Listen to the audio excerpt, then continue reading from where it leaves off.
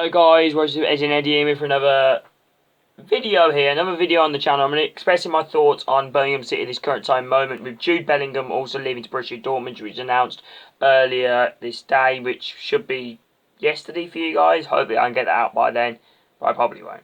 I might forget. But anyway, I know to be expressing thoughts on Clotet Sacking. I know it was very, well, he didn't get sacked, he left. Well, he said he was leaving, but he left early because he wasn't doing that good, basically. And I'm also going to give my thoughts on also another case. Where do I think the club can get in 1 or 2 more seasons? So, yeah, so I'm going to start off with my thoughts on the Pep Clotet leaving or sacking, or however he left. I reckon he got sacked, basically, even though they said he left.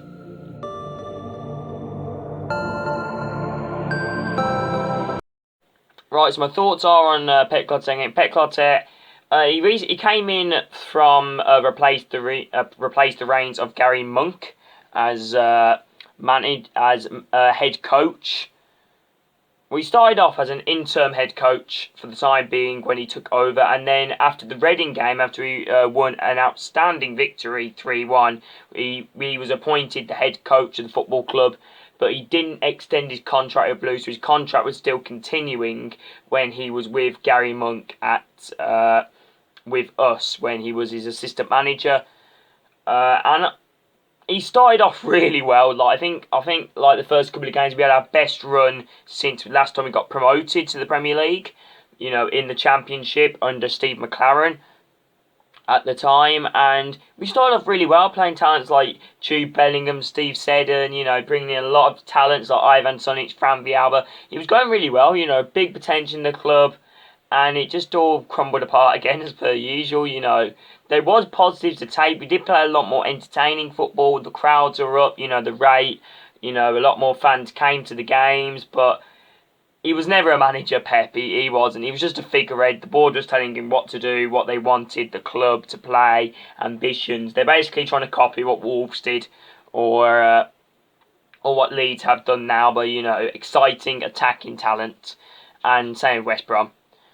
And yeah, so he got sacked. Pep Clotet said he was going to leave Birmingham, I believe, after just before the Hull game when we drew 3-3, and yeah, it was a bit of a shock to everyone. Especially, we all knew he was going to leave, but it's a bit of a shock why he announced it early, and that then, you know, there isn't really a reason to that, you know, because I can understand he was a club icon, even though everyone loved Pep as a person, but his coaching ability was quite questionable. But I do like Pep. I think he was a great guy, great person, but not a coach, not a manager whatsoever. Not a manager whatsoever. And then Pep left on, I believe, after the Swansea game where we lost 3-1, even though despite us scoring the first goal within 5 minutes, we managed to go on and lose the match. That's just typical Blues right there. And yeah, so there's not much more I can say. You can maybe class it was hard done by, you know, in terms of what he had to do at the club, you know, by playing youngsters. Didn't have much funds with him, you know, to buy the sort of players which he wanted. But he still should have bet with the squad which he's got 100%. But now let's get on to who I think could be the next Birmingham City manager.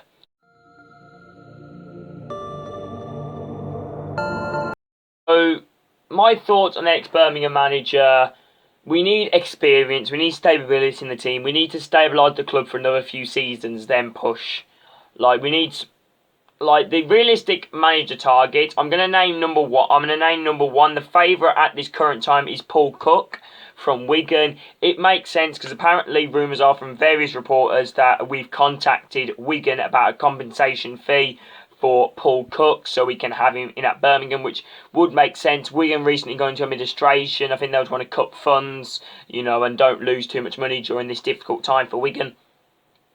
And I think he would do. I think he's one of the best choices out there for Blues. Really, he's good manager and fantastic with Wigan recently. You know, recently, like I can't wait. It was. I think he kept like 4 clean sheets in the last 5 games for Wigan. He's done honestly fantastic. Even that 8-0 win against Hull that they did was just incredible. I especially for a team, no offence, but for a team of Wigan, you know, you haven't seen West Brom smash a team 8-0, have you?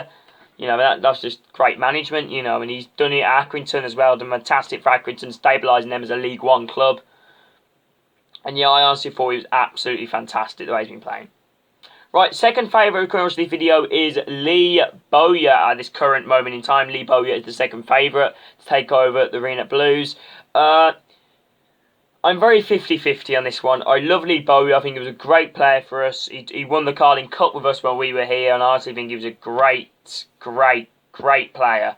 A very underrated player in my eyes. But does that make him a good manager? He's done fantastic at Charlton over the past couple of seasons, which he's done at Charlton.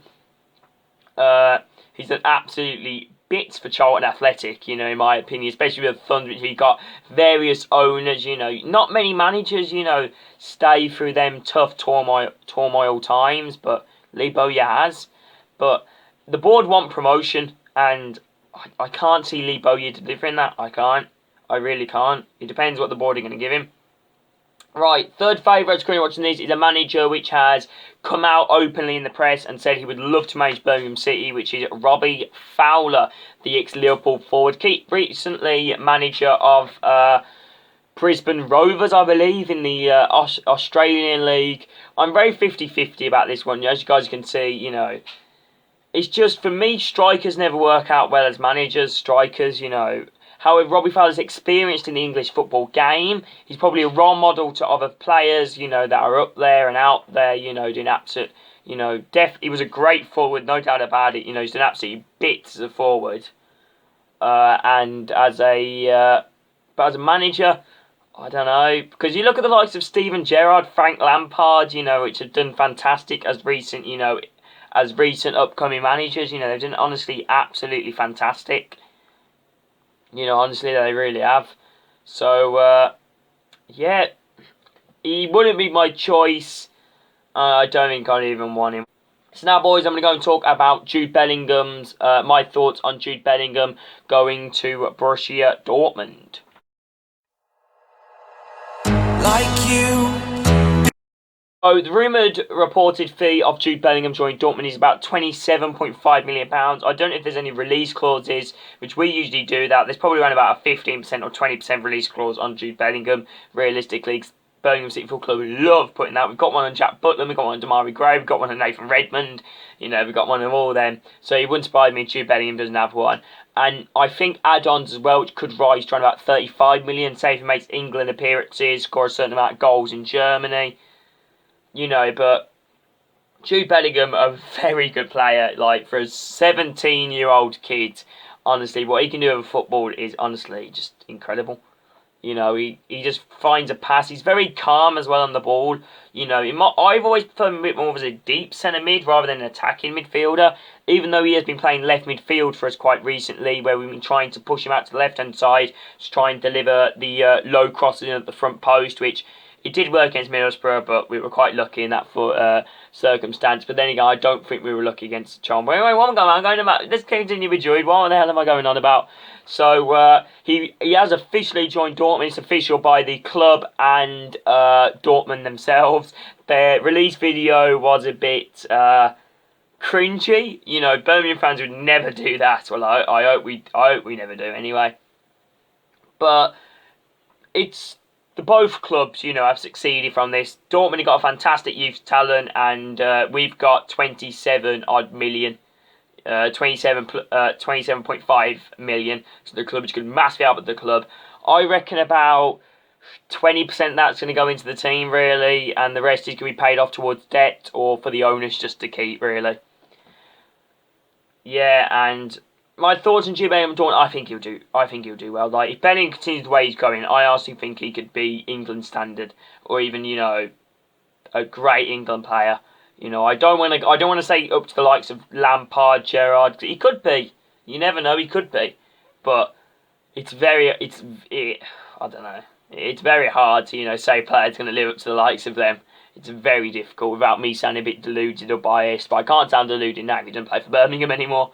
But if you guys are interested, Jude Bellingham is playing for his final game of the season against Preston, Derby County at St Andrews. Unfortunately, there'll be no home supporters that, you know, can wish him off, but a very nice send-off it should be to Bellingham because he is a Birmingham fan, and Yeah, hope he can cap it off with a goal maybe, but I doubt it. We can't score. We can't even defend. Anyway, the final topic of going on this video will be my thoughts on where Birmingham City could be as a football club in, let's say, 3 years or 5 years. Like you, be strong. So my thoughts on where Birmingham City could be as a football team in a few years. We're trying to push for our youth at the moment. We are trying to push for our youth academy. We're trying to push for youngsters like Jake Concannon, George Baker. We've got a fantastic youth academy. We've got fantastic players in our youth system, all coming through. But they're not ready yet. They're not ready. They're just not ready. They ain't, they're not ready to play games of the Championship. Even though, Bellingham's obviously proved us wrong. But still, they're not ready still, we need to get some experience in there, With the team which we currently got, if we manage to keep our entire team and get a decent coach in, because it shows that you don't need a good team to get promoted to the Premier League. And, like Sheffield United, they didn't have any world beaters in their team. They started off with Billy Sharp, who's in League 2 and League 1 for them.